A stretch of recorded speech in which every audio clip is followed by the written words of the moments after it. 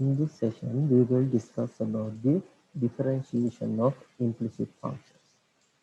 The equations of the form y equals fx, where y was expressed explicitly in terms of x are called explicit functions. These are the things that we have discussed so far. For all the cases which we have discussed so far, we had the equations of the form y equals fx, where y was explicitly expressed in terms of x. It means that if we are having a single y in one side and all the other terms are then combined with only with one variable, it means that it is with x, t, h, likewise, there would be only just one variable and having several powers of that variable. As an example, we had an example y equals x squared minus 2x plus 5. So far, the things that we have discussed is this explicit function. But there is another type of functions we are which are said to be the implicit functions. Therefore, we can say the equations could be given implicitly in the form gx comma y equals 0. So far I told you that so far we have discussed about the equations of the form y equals fx, but there is another form that we can express the equations. It is the form of implicit function form. Therefore, if you are using this form, then we will get it as gx comma y equals 0. And this equation implies the equation of the form y equals fx. Therefore, fx is called to be an implicit function. Actually, this is said to be rather than fx. It would be better if we are saying it as fx comma y. As an example, if you see about this expression, now think about this expression. Now you can see that the terms are x squared plus y squared minus 4x plus 2y minus 5 equals 0.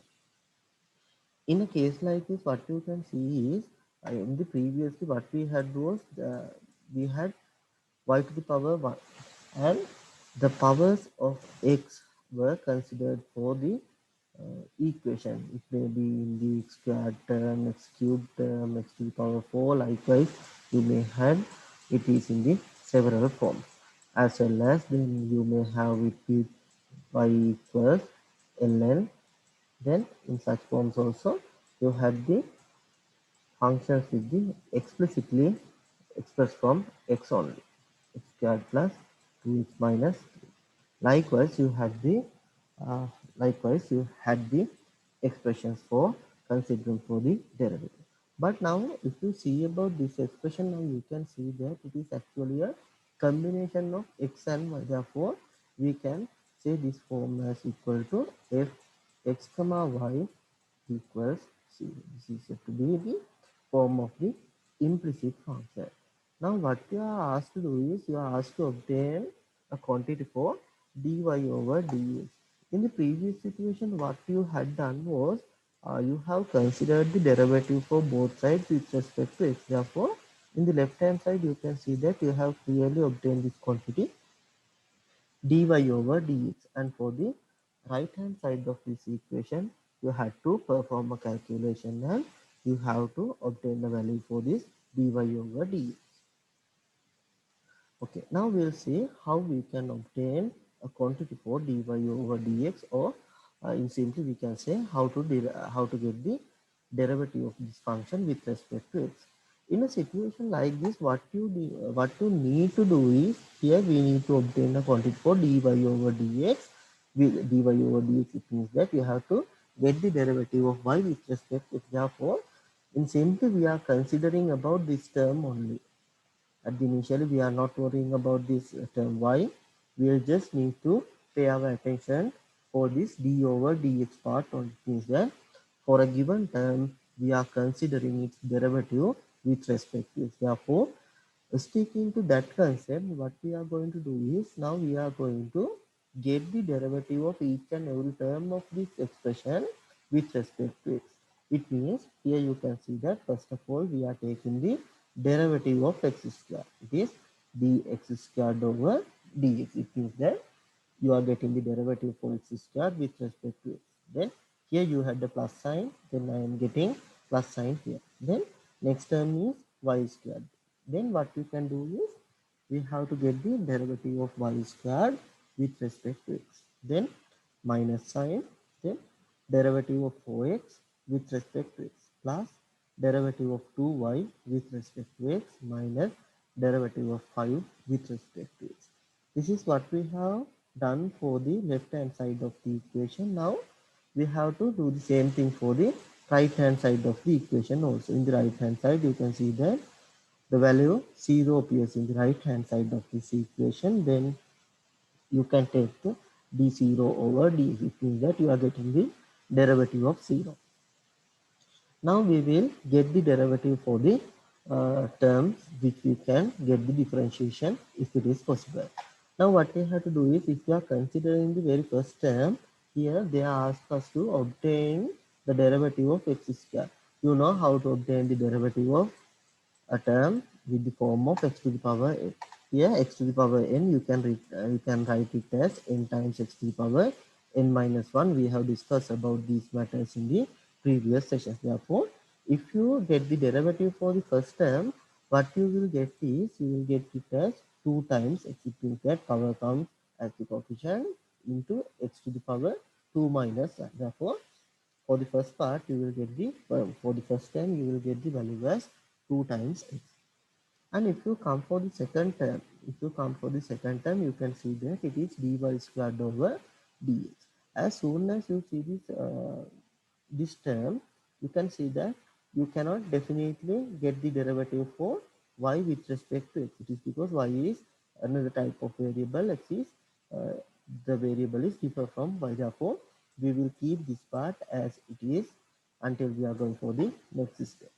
Here what we can do is, here you can see that 4 is a constant, therefore we can take this out of the derivative, then the remaining part would be dx over dx. Actually it is like the derivative of an identity function. Now you have converted this because you can take this constant out of the derivative. Here also what you can do is, here this d 2y over dx. It means that 2y term has to be differentiated with respect to x. Then what you can do here is also, you can take this 2 out of the derivative, then the remaining part would be dy over dx minus derivative of a constant is 0. Here you got 0, and here again you are asked to get the derivative of a constant. Even though 0 is a constant, therefore you can say that derivative of 0 is also equal to 0. It is because 0 is also a constant. Then we will see what we can do at the next step. In the next step, you can see that this is what we have obtained so far. Then 2x you can written as it is. But for this term, you can see that you are asked to get the derivative of y square with respect to it. Since y is the variable you are having, what you can do is, you have to apply the chain rule. Therefore, you are asked to apply the chain rule to obtain this quantity. Therefore, what you can do is, here you are having dy square, and you are asked to get the derivative with respect to x. Therefore, as in the chain rule, what we are trying to do is, we are writing this dx here, or this dy squared can be differentiate with respect to y. Therefore, I'll use the subject y here. Since I have used the additional term dy here, I have to replace it in here also. Now you can see that you have used the chain rule. Then you have obtained it as dy squared over dy into dy over dx minus, here you are getting derivative of identity function is 1. Therefore, dx over dx is 1 times 4. Then here you can see that it is 2 times dy over dx. The quantity that we need to identify is dy over dx. We will keep this quantity as it is. It is because we cannot furthermore do any calculations for the term with dy over dx. It is the quantity that they are asking us to identify. Then we will keep this as 2 times dy over dx, which equals to 0. Okay. Now if you move for the next step, you can see that Here I have differentiate this y squared with respect to y. Then I have obtained it as 2 times y. Then here also you can see that there is another term called dy over dx. Since we cannot furthermore do anything for this dy over dx, we will keep it as it is. Then minus 4 times 1 gives you the value as minus 4. Then 2 times dy over dx, which equals to 0. Now what you have to do is you have to identify a quantity for dy over dx. Therefore, we have to keep the terms which contains this dy over dx in one side, and we have to send all the other terms to the right hand side of the equation, or vice versa you can do it. Here you can see that the terms assigned with this dy over dx are 2y times dy over dx plus 2 times dy over dx. This equals to, you have to send this 2x term and minus 4 to the right hand side of the equation. Then you will get it as 4 minus 2x. Then what you can do is you can take out this dy over dx from, since it is common for the terms in the left hand side, then within brackets you may get the remaining part of these terms, then you will get it as 2y plus 2 times dy over dx. Just a simple calculation. Then in the right hand side of the equation, you have obtained it as 4 minus 2x. Then you, since you need to identify a quantity for dy over dx, then you have to divide both sides by this 2y plus 2. Once you divide both sides by 2y plus 2, then the quantities in the left hand side would be cancelled out. Here you are getting 2y plus 2. Here also 4 minus 2, which has to be divided by 2y plus. In the left hand side, you can see that same continue in the numerator and denominator. Therefore, these two parts will be cancelled out, and you will just get this dy over dx only. Then what you can do is, since you have identified this dy over dx, you can see that the value obtained was 4 minus 2x divided by 2y plus 2. Then you can take the common terms out. For the numerator, 2 is common. For the denominator also, 2 is common. Therefore, you have taken these 2 out from the numerator as well as from the denominator. Then you can cancel out these 2 as well. Then the remaining part would be 2 minus x divided by y plus 1. Therefore, you can keep this as the final answer. Here you have obtained a quantity for dy over dx. Then what you can do is you can keep this as final answer.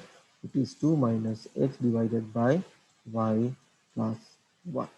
This is how you are getting the derivatives for the implicit functions. Now we will look about another example. In the second example, you can see that here they ask us to obtain a quantity for dy over dx. The function given is x cube minus 4x squared y plus y cube equals 0. Here you can see that again it is not, the terms are not explicitly expressed in the form of fx equals 0, y equals fx, or y equals fx equals 0. Here we can just see the form of f x comma y equals 0. It is just the function is the combination of x terms as well as the y terms. Here x cube is, you can see here, then x squared y terms, then y cube terms are here. Therefore, we can see that this function is in the implicit form. Then you are asked to obtain value for dy over dx. Here also what you are going to do is, first of all, you are going to get the derivative for each and every term with respect to it. Therefore, you can write it in this way. Then you can get it as dx cube over dx minus, here I have taken this minus 4. It is because 4 is a constant. Therefore, we can directly take it out from the derivative. Here minus sign has used. Therefore, I can directly take this minus 4 out of the derivative. Therefore, the remaining part should be dx squared y over dx plus then dy cube over dx equals d0 over dx. For the first term, we can easily get the derivative for this x cube with respect to x. Then we will get it as 3 times x square. For the second term, you cannot easily, we'll see the how to get the derivative. Here you can see that here one term is x square, another term is y. Then you can see that it is just like the derivative of the product u, just the product of these two terms. Therefore, you can use the concept which you have learned under the getting the derivative of a product. Therefore, using that concept, what I am going to do is I am first isolate this x squared, and then I am just taking the derivative of y with respect to x, since y is the remaining part once you isolate x squared. Then this plus, here we will get this as y, then y times dx squared over dx, dx squared over dx, plus then you will get dy cube over dx. Here you cannot directly get the derivative for y with respect to x. Therefore, what you are going to do here is you are going to apply the chain rule here. Once you apply the chain rule here, then you will get it as dy cube over dy into dy over dx. Therefore, here you will get 3 times x squared as the first term. Then for the second term, it is minus 4 times x squared. In the first term, within brackets, you will get it as dy over dx. Since we need to identify a quantity for dy over dx, here we will keep it as it is. For the next part, you will get y times derivative of x squared with respect to x, you will get it as 2 times x. Therefore, this part will be y times 2x, or simply it is 2xy. Then this plus, once you apply the chain rule, then you will get dy cube over dy into dy over dx. Once you get the derivative for y cube with respect to y, then you will get this as 3 times y square. And then the next part would be dy over dx. It is the term which we need to identify, or the quantity we need to identify for this term dy over dx. Then what you can do is, here you can see the term is 3x squared minus, now I am multiplying the bracket with this minus 4, then I will get this as minus 4x squared into dy over dx. Then minus 4 has to be multiplied with y times 2x. Then this part would be, here this correction should be done, minus 4 into plus y times 2x. Here you will get this as minus 8xy. Minus into plus, it is minus, then minus 4 into y times 2x, you will get it as minus 8xy. Therefore, if I correct it here,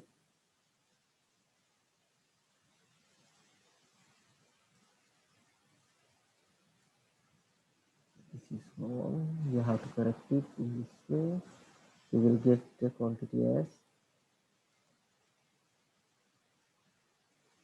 is minus 8x. Then here you will get it as plus 3y squared over dy over dx. Now what you have to do is you have to identify the quantity for dy over dx. Therefore, we will keep the terms including dy over dx in one side, and we have to send all the other terms to the next side of this equation. Then what you the remaining terms would be this minus 4 times x squared times dy over dx and plus 3y squared times dy over dx. Therefore, once I take this dy over dx out of these terms, then the remaining part would be minus 4x squared plus 3y squared.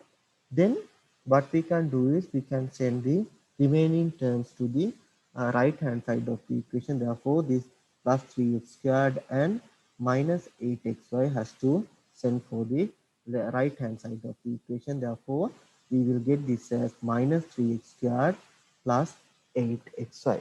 Therefore, here this minus 8xy will become plus 8xy once you take it to the right hand side of the equation.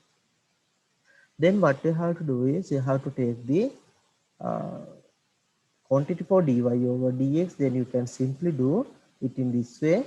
You can simply take this Please forget about this calculation. I will do it for you.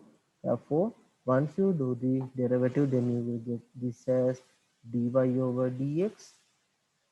Then in the right hand side, now you are having this as minus 3x squared plus 8 times xy, and this has to be divided by the quantity that you can see is this minus 4x squared plus 3y squared. Therefore, you can write it as minus 4x squared plus 3y squared. Therefore, you can keep this as final answer, and if you just need, you can just change the terms as, or else you can keep this as 8 times xy minus